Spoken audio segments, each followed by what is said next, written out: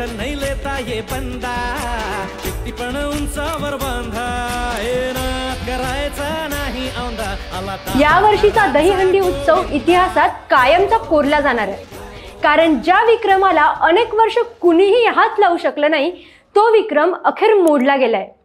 मुंबई उपनगरचा राजा म्हणून ओळखल्या जाणाऱ्या जय जवानचा विक्रम मोडून कोकण नगर गोविंदा पथकाने तब्बल 10 थर रचत विश्वविक्रम घडवून आणलाय।